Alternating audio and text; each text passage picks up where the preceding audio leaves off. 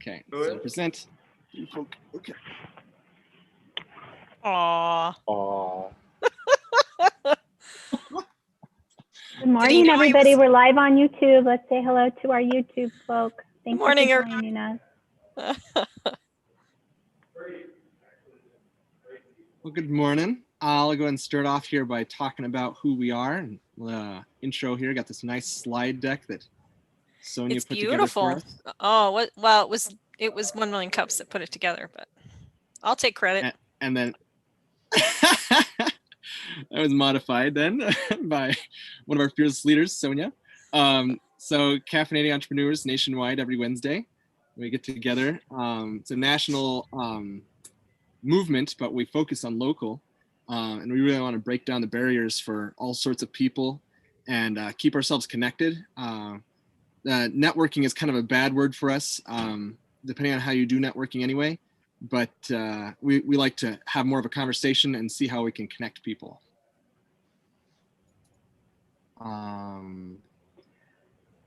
Then our mission, okay, so it's national and it's local, talked about that. Smiling folks when we used to meet in person, that's this picture here.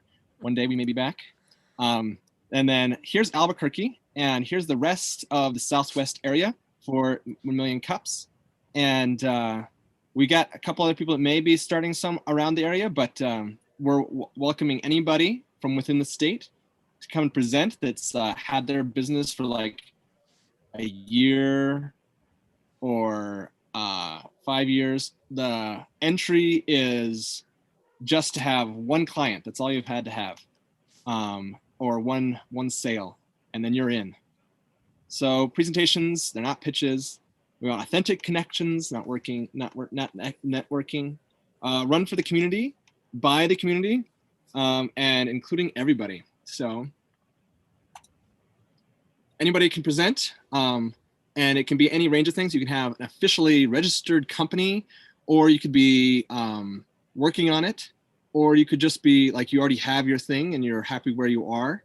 If people are paying you to give them a service or to give them a product, then we want to have you come and present and talk about what you are experiencing in your entrepreneurial journey. Paul Szauter these are our nice team. So Paul Szauter, he's presenting today, and he's got some sciencey stuff he does for EquiSeq. Lisa is our main go-to at Fat Pipe. She's running this right now. And Eric is out there doing all kinds of things for entrepreneurship. And Bobsy is here with us this morning. And she's got her own business that she's working on. And I like to point out that this is spelled correctly. This is how she wants it spelled. And there's me and Sonia doing. And she's doing all kinds of creative things. And her and Lisa are both our co-leads. Here are some of our sponsors, Loza and Loza. They sponsor us every year, which is really great. And just FYI, that's Loza and Loza Intellectual Property. Yes, thank you for that. What is Fat Pipe then? Co-working community or working space? Co-working. Okay, co-working. And then, and as I said, that's where Lisa is hosting us from. And More Than Organized, Miriam Ortiz Pino. She is been always bringing us creamer when we met in person. And Noventum would bring up donuts to Noventum software. So he would, Brian likes to help you create new projects and stuff on the computers. And then Jason Cullen, photography, does all of our live shots. So make sure that you're looking good, or at least acceptable. And is that it? I think that's the last page there. Okay. That's the last page. With that great segue, Sonia, you are ready to present. All right. Well, good morning, everyone. Welcome to 1 Million Cups. Oh, no, you can't take it back. Three folks. We wanted to have three folks introduce themselves. Oh, yeah. Okay, you can take it back. I nominate Amelia. Introduce yourself, Amelia. Hi, everybody. My name is Amelia Byerly. I am working on a project with Paul. So Paul, thanks for the shout out. Good to see you, Sonia. And I'm a Master of Public Policy student at UNM. Glad to be here. Thanks, Amelia. All right. Okay, Paul, so I would like to nominate Brian Steiner to introduce himself. Hi guys, I'm Brian. I own 1MCABQ Custom Software, and just as Adam said, we work on computer projects. So what that means is if you have a website or a web application or a mobile app that you need created, updated, or safely destroyed, we can help out with that. So thanks, Sonia.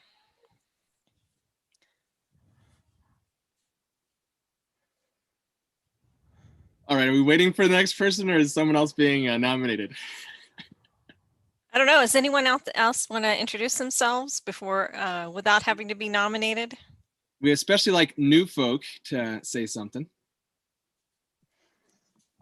My name is Greg Gould. I represent the Institute for a Compassionate Community, and it's nice to see you all.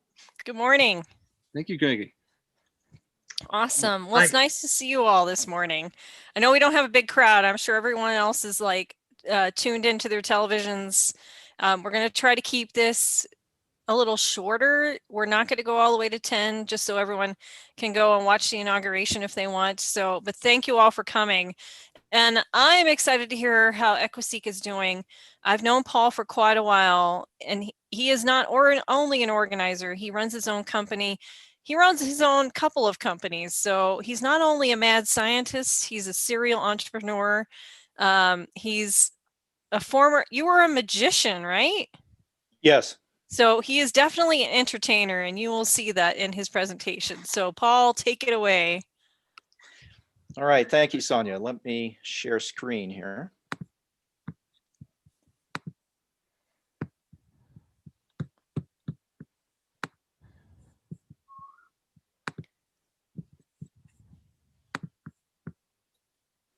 Okay, I'm Paul Szauter, founder and chief scientific officer of EquiSeq. We sell genetic tests for horses. So for horse breeders seeking to breed sound horses, EquiSeq's myopathy panel is a DNA test that identifies horses at risk for a muscle wasting disease before they develop symptoms. And unlike muscle biopsy, EquiSeq's DNA test is non-invasive. We just need a hair sample. So today I'll tell you how we got started, what we do, and some of our current challenges. Here's how we got started. In 2000, I joined the Jackson Laboratory, which is the center of the universe for mouse genetics. So mice and humans and all other mammals have the same set of genes. And every living thing on Earth has a single common ancestor, and we all use the same means of encoding genetic information. When I was at the Jackson Laboratory, the Human Genome Project was completed. The Human Genome Project gave us the complete DNA sequence of the human genome, then the genome of the laboratory mouse, and then many other animals. So we now have the source code for human beings and hundreds of other species. All mammals are closely related. So humans and mice diverged about 60 million years ago, and the common ancestor of humans and mice diverged from the horse ancestor about 95 million years ago.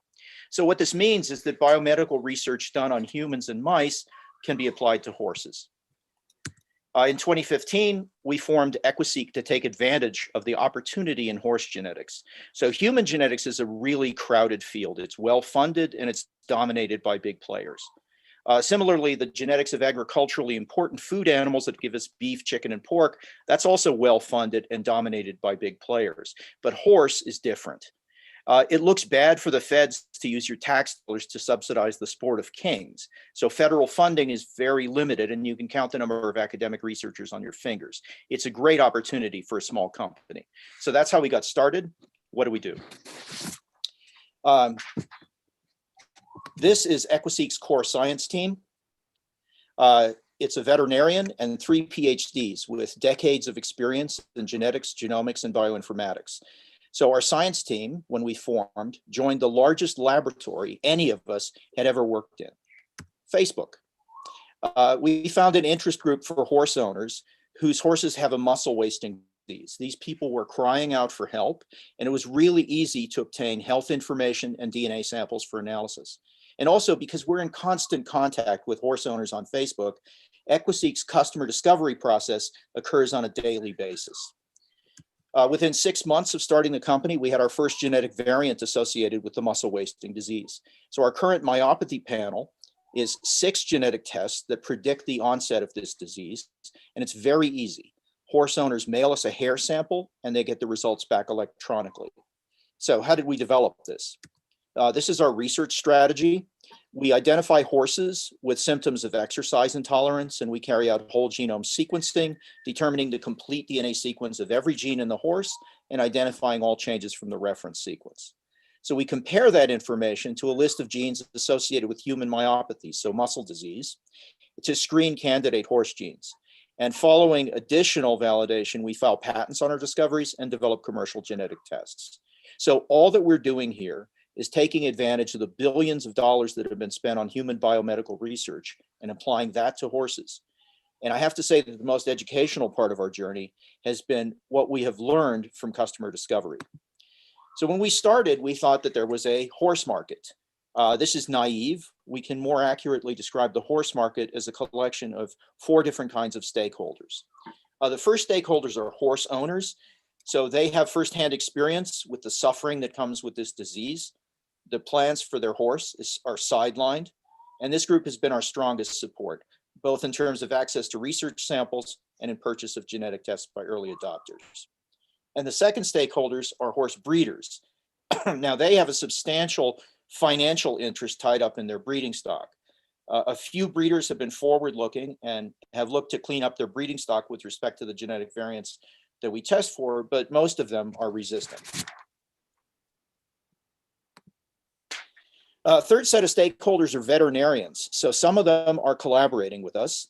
Others are open-minded and they learn about our tests from their clients, but most are conservative and they're waiting for mainstream acceptance before changing their practices. And finally, the fourth set of stakeholders are the breed associations. So some of the smaller breed organizations are actively cooperating with us to assess the impact on their breeds. The larger breed organizations are responsive to their members, and they will resist requiring genetic testing as long as large-scale breeders oppose it. So as any new technology is adopted, it has an adoption life cycle. Many of you are familiar with this concept. So when a new technology is introduced, a few innovators pick it up, and they're followed by early adopters. So our innovator stage lasts for about 3 years. Seasonally adjusted sales were flat from one year to the next. And over the past year, seasonally adjusted sales are about 3 times what they were. So it looks like we have entered the early adopter phase. So we've done a number of things to increase the adoption of our test to drive sales, but I have been surprised at how vigorously the status quo fights back. So we are a small research and development operation with an area of specialization in genomics and bioinformatics. And we collaborate with other research groups that have complementary abilities. And I'd be happy to discuss any of that during the discussion. So we're an R&D company that makes discoveries and commercializes them as genetic tests. EquiSeq also accumulates data, a lot of data. And in the end, a biotech company is valued for its data and its IP, not necessarily for its customer base or revenue. But we have another product, people. So I'm a recovering academic, and I have never lost sight of the goal of training young people to advance in their careers. So here are other members of our team. We've helped young people use our company as a springboard to launch their careers. As people move on from EquiSeq, we need to replace them. So we look for people with specialized skills and a sense of adventure. We're EquiSeq. Join us. Woo! Thank you, Paul. All right, so our first question up is from Phil. Now, anyone else, if you have a question, feel free to post it in the chat and we'll call you up. So Phil, go ahead and unmute yourself. So Paul, while he was going, good presentation and interesting as well. Didn't know there was such close collaboration between mice and horses and people. But you said you got 4 groups, breeders, and then which was the second group, and the fourth group was breeders. So horse owners, breeders, vets, and horse associations. Yeah. So breeders, what's the difference between breeders and breeders association? Aren't the breeders association just a bunch of breeders? No. So a breed association, I'll take AQHA because that's the biggest one, the American Quarter Horse Association. So their stated goal is breed improvement. So horse owners that buy individual quarter horses can look up in a database maintained by the AQHA pedigrees. So they have all the pedigrees of all the quarter horses that are registered through AQHA. So they can look at what they're getting. AQHA was also the first breed organization to require genetic testing because unfortunately people who breed horses can't multiply fractions, and a lot of deleterious variants have gone to high incidence in quarter horses. I mean, just to give you an example of breeding practices of which that I cannot endorse, it is not uncommon to find a pedigree where a stallion has been mated with his daughter. And we don't allow that in human populations for the very good reason that that causes undesirable genetic variants to appear, especially if they're recessives. So what a breed organization does is it maintains this big pedigree database. It mandates genetic testing for stallions that want to register through AQHA, and it publishes journals and holds events. So it's an interest group for horse owners interested in that breed. The loudest members would be large-scale breeders, but many horse owners are also members. Okay, thank you. All right, Brian, you're up next. Hey guys, so Paul, first of all, good job on not being super scientifically technical and interesting. I always think that there's a trade-off between really cool technical details and an actual good presentation. So I think you did a good job on that. And then second of all, where are you guys at? I mean, you talked about revenues. Are you dumping all of that back into R&D? Are you guys profitable? Are you, how are you funding this via investment? Like what's going on with your guys' financial situation? Okay, so it turns out we got some really good advice at the start of our company, which was that this is not a VC investable company. So they just look at the total size of genetic testing in horses as a market, and they say no VC is going to put any money in this. So this is angel funded. And we have a limited number of investors, and many of them are on our board, or several of them are on our board. So I'm the chief scientific officer, and my job is to drive the science. So whenever there's any cash, I say, hey, here's a great research project, let's do it. And the board says, wait, let's look at the financials. So if I were not allowed to spend money on research, we would be profitable. But we continue to sink it into the company, into research projects, sometimes funding outside groups to do collaborative research. So it's a tug of war between my thirst for knowledge and the board's instincts on financial responsibility. With the idea that you're constantly gobbling up more and more market share to push the profitability back. Well, we're accumulating values. So Yeah. one of the reasons to fund research at this moment is to get peer-reviewed publications in major scientific journals, and we're quite close on a couple of the projects. And when I try to sell that to business folk, that's basically marketing. So if you're an academic, peer-reviewed publications, that gets you a pat on the head from your department chair and your dean, and it's publish or perish. But in a company, you kind of have to pitch it as marketing. Our tests will be more acceptable when there are mainstream peer-reviewed scientific publications behind them. And so it's all about increasing the value of the company's IP assets. Thanks for explaining that. Great. Okay, Eric, you're up next. Yeah, sure thing. So we've been lucky to see the generation and some of the changes over time. I'm wondering, Paul, if you can share, what was something you learned maybe about your market or something that caused you to kind of pivot, to change in the way that you were doing business? Well, so very early on, we had pressure from potential investors to start selling tests before there were peer-reviewed publications. And that's not generally the practice in the scientific community and in the veterinary community. So we've had huge amount of pushback from veterinarians. So, then there's okay, the genes were not disclosed and people were buying them anyway. And so one of the things we started to get a lot of pressure from people, okay, because we were doing tests for free as research. It's like, okay, we want to buy these tests. All right, we'll sell you the test. Well, can you tell us what these genes are? And at the same time, we got advice that we could increase our visibility to search engines by putting up blog posts. So we've put up blog posts that are quite technical, that are short of a full peer-reviewed scientific publication, but anybody who is with formal training as a scientist can now see what we're doing. And some people were concerned that might affect our ability to publish, but I think they're not really worse than an abstract, a non-peer reviewed abstract for a conference that doesn't really count against disclosing that kind of information in publication. So there's weird rules about what you can publish and what you can't publish, and we're trying to stay on this side of the line. So the pivot that we have done is more complete scientific disclosure via blog post, and that has actually driven our ability to sell things. So we put them up as Facebook ads. When people like those, we ask them to like EquiSeq, and then we target our ads to people who have liked EquiSeq and their friends. So we continue to expand our audience for this through Facebook ads and through detailed technical posts. But so it's the short answer to your question is we've been dragged into doing more disclosure about our variants and what we're doing than we ordinarily would. Of course, we were very careful not to do anything before patents are filed, but after patents are filed, we start disclosing exactly what we're doing and where we're going. Great. Okay, Adam has a question. So Paul, in talking to you outside, you often brag about your team. And I was curious. They're a fantastic team. I am so glad you asked that. So, that last slide with the 4 young folks, everyone knows Lexi, who I met at Million Cups and was our CEO in the early days. And Lexi has gone on to wonderful things. And those of you who know Lexi are not surprised by any success that she has in life. I mean, she's really an extraordinary person and a great communicator.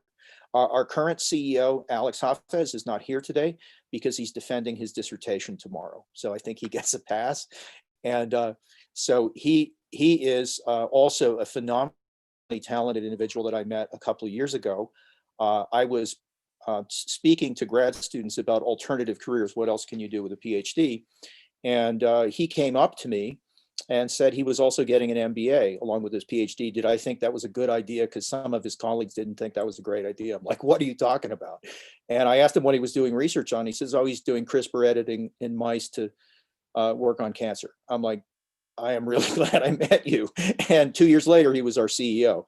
So he is moving on to soon to some extraordinary opportunities, but he's going to remain as our CEO for a while. So I'm very proud of him. Kirsten Dimmler, who was also on that slide, wasn't able to be here today because she just moved to Minnesota, where she's a grad student at the University of Minnesota in the top equine genetics lab in the United States. So she has succeeded there. And our software developer, Jamina McIntyre, who was on that last slide, also relocated to Austin, and she's doing a lot of software development for other people. And she's working for us on a commission basis.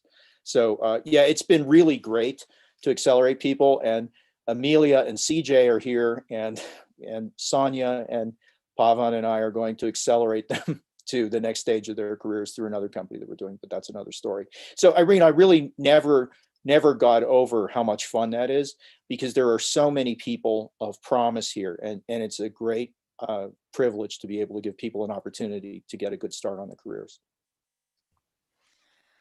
Awesome. Okay, I have a quick thing for you, and which is if you're using Facebook to increase your outreach, I have 2 suggestions for you. And that would be 1, ask people to leave you reviews on Facebook, especially if, you're reaching out to these people who may not be so technical, right? But then I guess my question would be, is there an audience there that is less technical? Yeah, so the first thing I will say about that is that I use Facebook as, I would say, a novice. And I know from our molecular biologist who has a veterinary practice that just got, partially taken over by a corporation, that there's 2 things required for success at promoting websites on Facebook. One is domain expertise, and the other is Facebook expertise. And domain expertise takes a long time to acquire in any scientific field. And Facebook expertise is easier. But what their experience has been is they have someone promoting the veterinary practice who does not understand veterinary medicine or the interest. And although they're putting an effort into promoting it, it doesn't work because the content is not of interest to people who would use the services. So I think I have a pretty deep understanding of that because it's hand-to-hand combat on the forums every day. And so what I need some advice at getting better at promoting things through social media. It's not like we have to bring on a social media director who doesn't understand horses or genetics. We do not need that. No, but Paul, I have to train up for that. I'm going to offer an unsolicited piece of advice there, and that's to participate in the Facebook internship program. You know, if you get a Facebook intern that has any kind of even sort of scientific basis, they're going to handle the Facebook portion, and Facebook's going to train them up on that. And you can do, you know, depending on what level of approval you want, you could edit each post before it goes out, or you could just go back like I do and correct the especially egregious ones afterwards. And they'll handle all of the Facebook stuff because they're just, it's like you said, it takes time. You have to learn that stuff, and it's just another skill, but it's a lot easier than picking up, you know, gene detection in horses. Sure. So I was part of that training program for Facebook interns just as we were about to sign everybody up, the pandemic started. So this is, you know, it's kind of a, you know, almost a post-pandemic thing for us. And the company wasn't at the stage where I thought we could benefit from that, but we are now. So that's a great idea, and I'll definitely pursue that. I just put the link in the chat. They have just opened the applications, and now that it's, you know, now because of the pandemic, it is, they're doing it, you know, US wide. So it's not just Albuquerque this time. But I'm just going to tell you right now, go in to edit your page and add a tab for reviews so people can see them, and then ask people to leave you reviews. And the third thing is edit your about section. So if I'm totally new to who you are and I clicked on your about page in Facebook, there's one line and it doesn't really tell me a lot. So I would edit that. That's great. Okay, and then next up is Phil. That's me again. Paul, I was interested in a little bit more about IPs, and from the semiconductor industry, which I've been in, a lot of people have a lot of IPs, and I see a lot of them actually never get used. And being a strategist, IPs should be valuable and they should be rare. How are your IPs and in your organization, and do you license them? Do you get revenues from? Yes. So, I mean, for the benefit of everyone else, I should have done this in my presentation. IP is intellectual property. So that's patents, copyrights, trademarks, all that kind of stuff. So Loza and Loza are your buddies. You want to talk about this. So we have patents on our filed patents on our gene tests, and we have licensed our gene tests to a company in Germany called Generatio, or Center for Animal Genetics. And they negotiated, because it was very early on, they negotiated exclusive licensing. So they are the only providers for the EU and the UK. And you know, the nice thing about that is we don't have to try to translate our website into 15 different languages. They understand their market, they do that. And they are actually a subsidiary of a large human genetic testing company. So, so not only have they promoted it in unique ways in Europe, and actually at some point they've been more successful at marketing than we have because they travel to conferences and publish magazine articles and all that stuff. But there's recently been a very interesting development. So I have to get a little bit technical here. The way that we do our tests, they're single gene tests. So it's done by a technique called quantitative allele-specific polymerase chain reaction. And it's one gene at a time, and the market price for a test like that's about $50.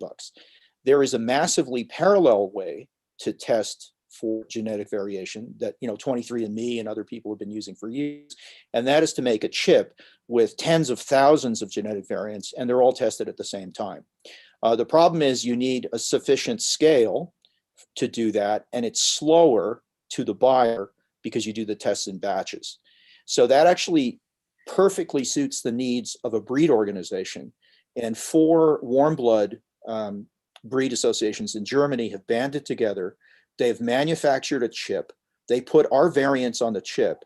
And because of the patent, They know that they can't sell that. They can only sell the results through Generatio. So the payoff for our IP is a group has now adopted that for a collection of warm blood associations in Germany. Because of the patent and the patent licensing, they have to go through this company that gives us a percentage of the revenue. So we've got much more widespread adoption and much better promotion where we're not able to do it because of that patent protection. Good.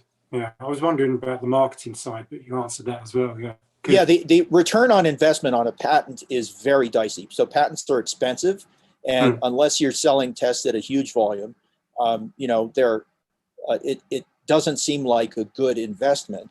However, if you take a long-term view, which I do as a scientist, I think that tests are going to be in very widespread use. These chips are going to increase in usage. More breed organizations are going to adopt it, and ultimately, we will recover the cost of investing in patents. So you've met both marks. It's valuable and it's rare. Yes. And are you allowed to market the chip? Can you market through your company? Well, actually, Generatio is going to be allowed to run the chip at their company. Now, we've talked about running a chip of our own, but the problem is some of our horse owners, it's for a pre-purchase exam. So they send in the hair and they say, I need results in a week or so because otherwise they're going to sell this horse out from under me.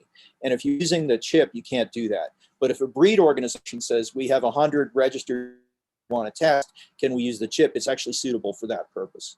So we're talking to a couple of breed organizations in the United States. So the Arabian breeders, Hungarian warm bloods, a couple of people have talked to us about it, and we're making some progress on that.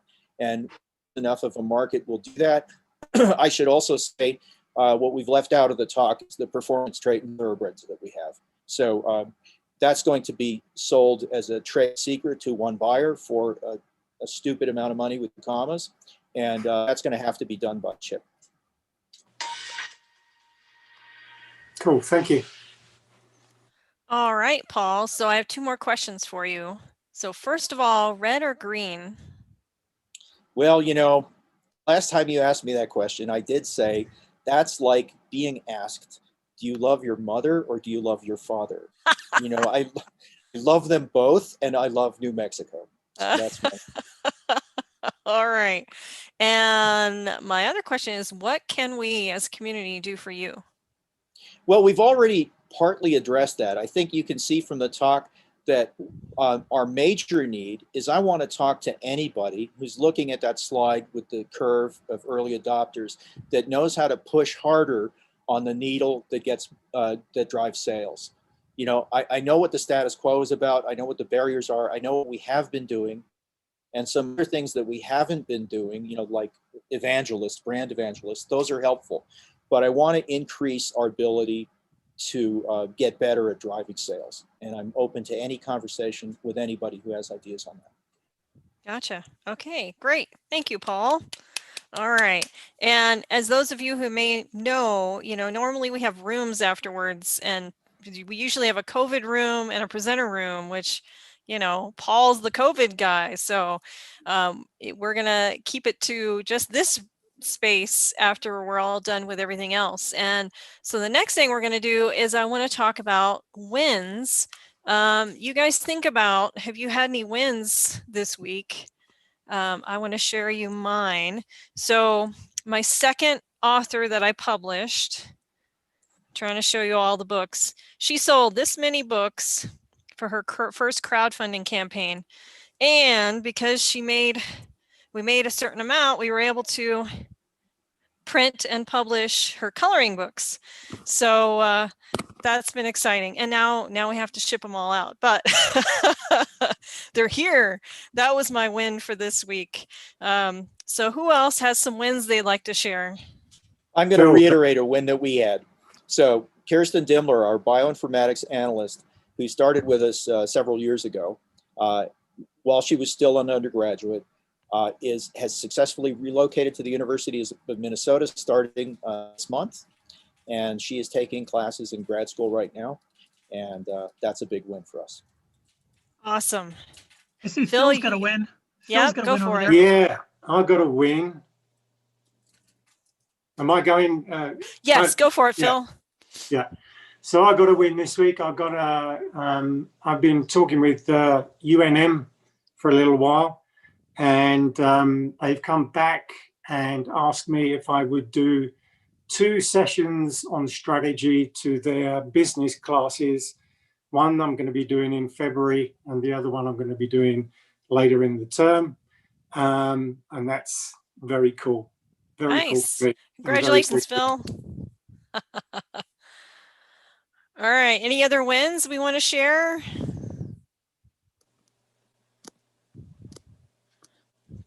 All right. Well, I hope to hear some more wins next week. And let's see. Next up is Eric. It's your turn to take the floor. Or the Zoom, or whatever we call it now. The stage, the floor. So I've just put a bunch of stuff in the chat, but I know we want to move on fairly quickly this morning. So I'm just going to highlight 3 of these different things. So you see some of the standards in there. You can walk through, run through if you like. Things that I'd like to do are the Standing Together Against Racism that's happening this Sunday from Berkeley Against Racism and the Jewish Federation. Some national stage speakers joining that effort, and that's taking place this Sunday. The return of entrepreneurial mindset training. So Activate NM at CNM, they have the mantle in the Albuquerque area, actually throughout New Mexico, for entrepreneurial mindset training. So that's coming back actually next Wednesday, making a part of Entrepreneurial Wednesday. And the last thing I wanted to share, hopefully I didn't screw that all up. One of the things I wanted to share is that the NMSBA, that's the organization that works with the national labs in order to provide technical assistance, research and technical assistance. They are open for new projects, and that runs through actually funded projects. And I believe there's actually cash involved for that. And that is available through February 16th. So 3 different things I wanted to highlight. Thanks very much. I appreciate everyone showing up. Hey, and thanks. Quick shout out to Zach, who's joining us. I forget from which location. Yeah. He's part of the 1 Million Cups evangelists. You know, one of the team leads out there. So appreciate you showing up here in Albuquerque today. Absolutely, I'm happy I could come. Hi. All right, awesome. So normally we would break up into groups right now, but unless someone wants to split out a group. Otherwise, you are welcome to head out if you want to watch the inauguration on TV. Otherwise, we're going to sit here and chat with Paul. So if anyone has any more questions for Paul, feel free to ask him. And it could be about, stay live on. Sorry, Sonia. Do you want me to turn off YouTube? Should we say goodbye to our live audience? Go for it.